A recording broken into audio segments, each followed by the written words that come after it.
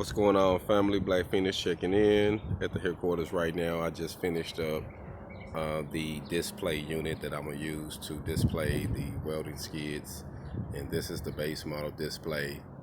And I think I'm gonna have a drawing up there right beside it to show the different models that you can get in different layouts, so that way a person can customize their welding skid the way they want it.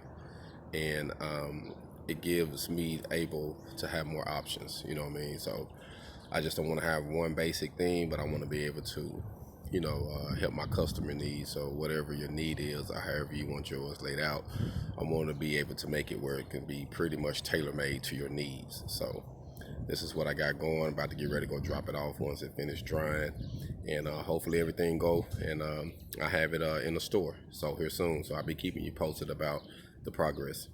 Hog on.